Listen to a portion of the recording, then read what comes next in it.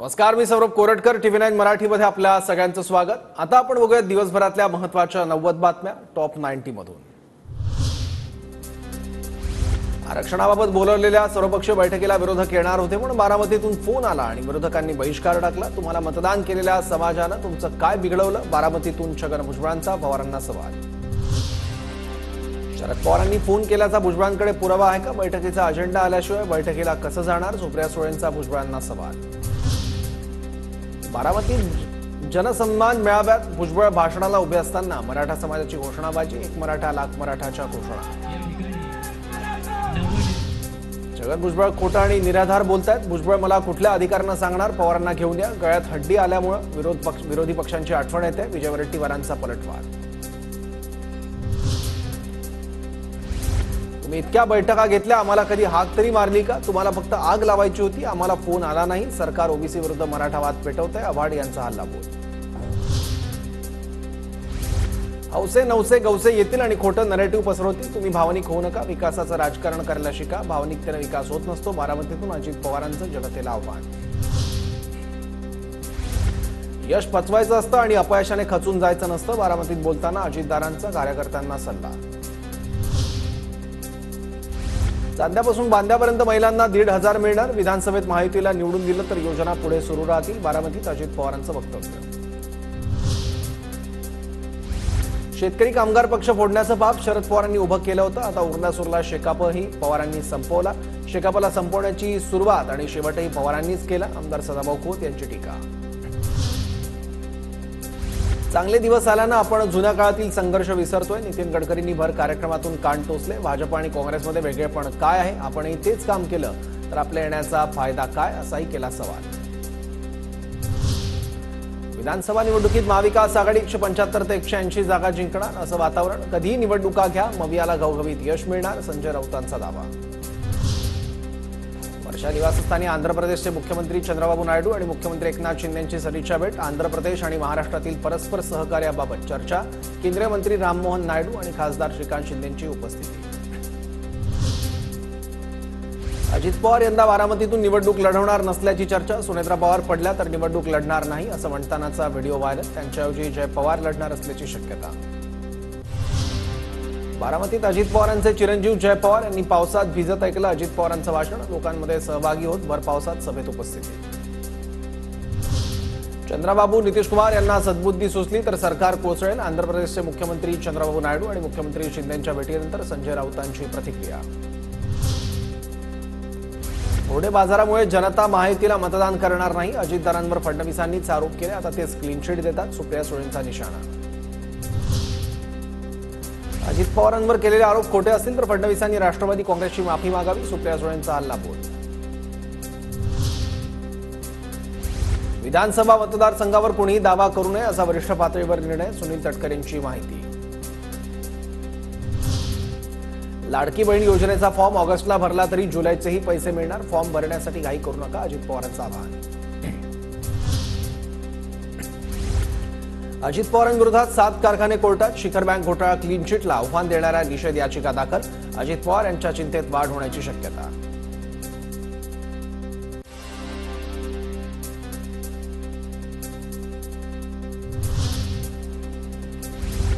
शिखर बँक प्रकरणी clean chit देणं हाच एक मोठा घोटाळा. राऊतांचा निशाणा. आरोपीने पक्ष बदलल्यावर सरकार घोटाळ्यासंबंधित खटला बंद करतं असाही घणाघात.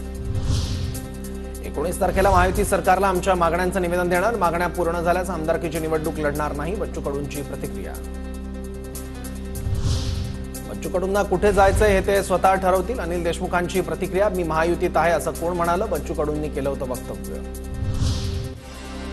काँग्रेसमधील मतफुटी प्रकरणी या आठवड्यातच कारवाई होणार. सूत्रांची माहिती. अशोक चव्हाण बाबा सिद्दीकींच्या समर्थकांची मतं फुटल्याचा संशय. हायकमांडची चर्चा करून निर्णय घेतला जाणार असल्याची माहिती.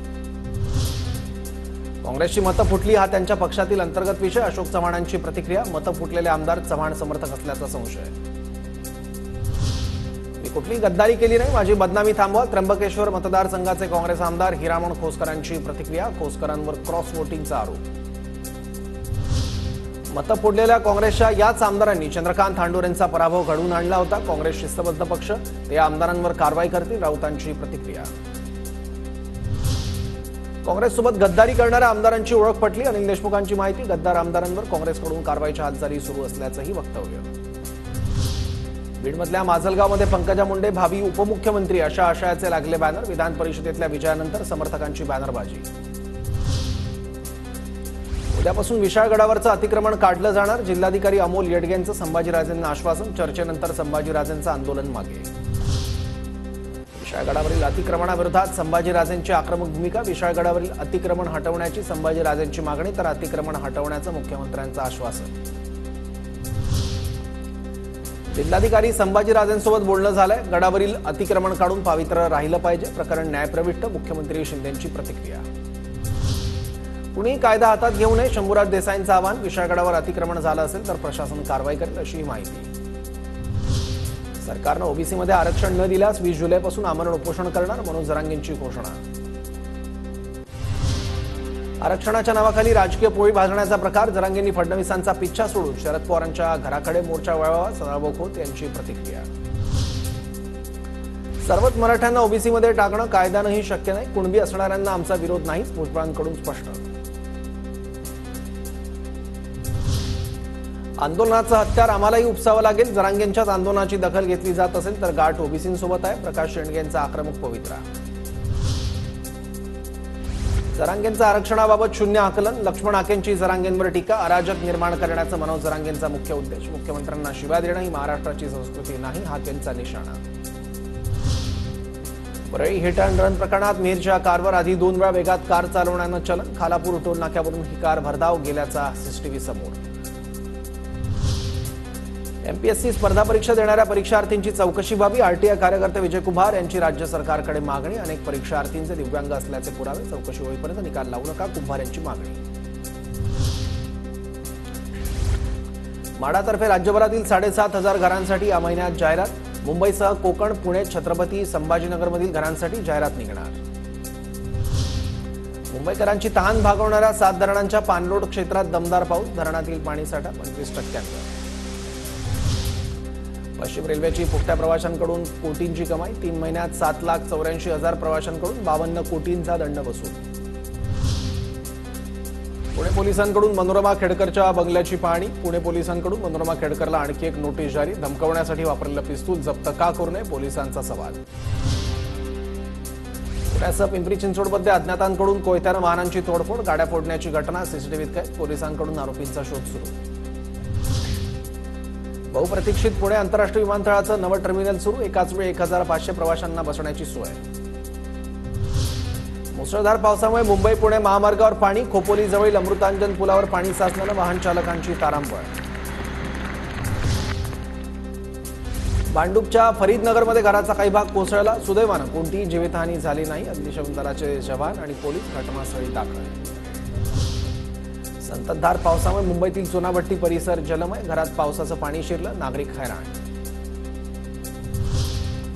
उल्हास नदी क्षेत्रात मुसळधार पावसाची हजेरी. मुसळधार पावसामुळे उल्हास नदीच्या पाणी पातळीत वाढ. बदलापूरमधील उल्हास नदीची चौपाटी पुन्हा पाण्यात आली. पवना धरण क्षेत्रात पाणी पातळीत एका दिवसात विक्रमी वाढ. काल दिवसभरात 132 मिलीमीटर पावसाची नोंद. सध्या धरणात 28.77% पाणी साठा.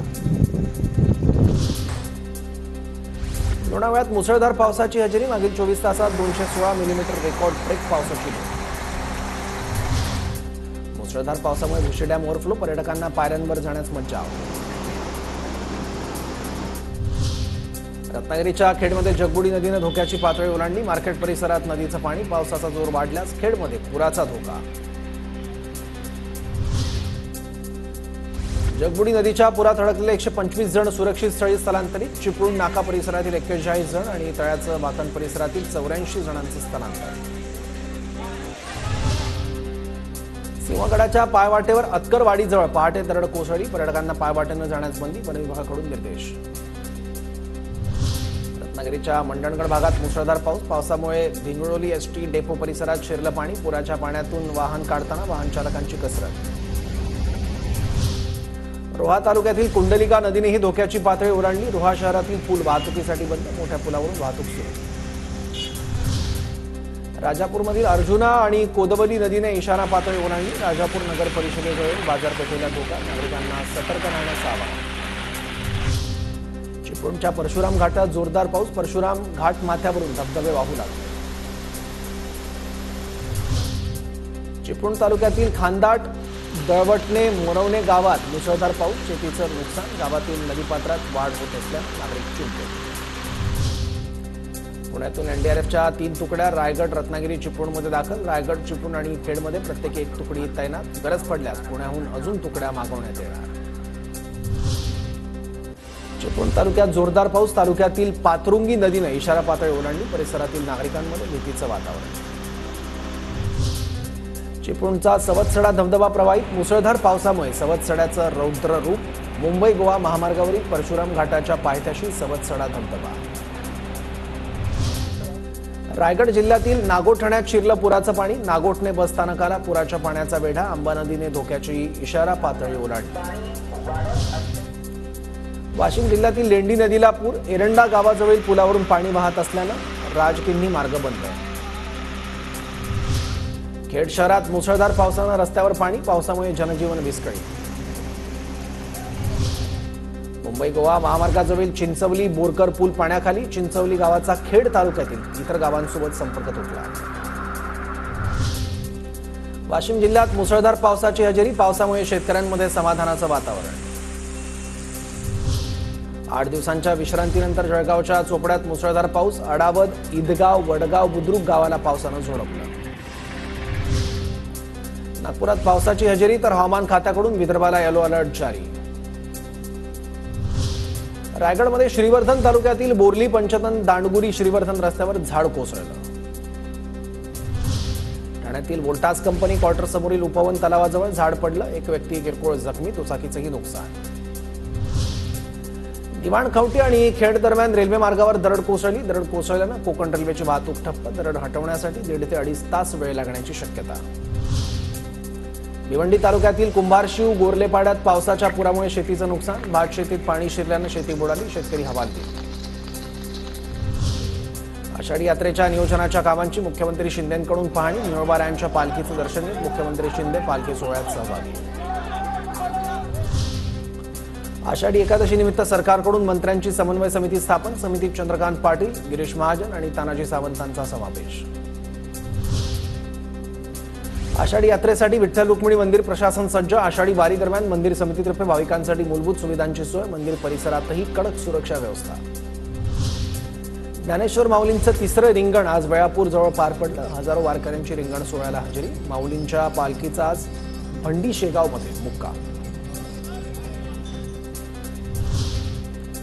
ठाण्याच्या नौपाडा कोपरी परिसरातील काही ठिकाणी उद्या पाणीपुरवठा बंद राहणार, जलवाहिनीवर बायपास यंत्रणा जोडणीच्या कामासाठी पाणीपुरवठा खंडित होणार. नाशिकच्या मालेगावमध्ये चित्रकाराने टाळ वाद्यावर साकारलं विठुरायाचं चित्र, चित्रकार संदीप आव्हाडांची सुंदर कलाकारी. रोहा तालुक्यातील कुंडलिका नदीनेही धोक्याची पातळी ओलांडली, पूल वाहतुकीसाठी बंद, कुंडलिका नदी काठच्या गावांना सतर्क राहण्याचे आदेश. संभाव्य महापुराच्या पार्श्वभूमीवर सांगली आणि कोल्हापूर प्रशासनाला नोटीस, 15 जुलै ते 15 ऑगस्टपर्यंत अलबट्टी आणि हिप्परगीमध्ये पुराचा धोका. पुरीमधील श्री जगन्नाथ मंदिराचा रत्नभंडार 46 वर्षांनंतर आज पुन्हा उघडला. ओडिशा सरकारने मौल्यवान वस्तूंचा शोध घेण्यासाठी 4 दशकाहून अधिक काळानंतर रत्नभंडार उघडण्यास दिली मान्यता.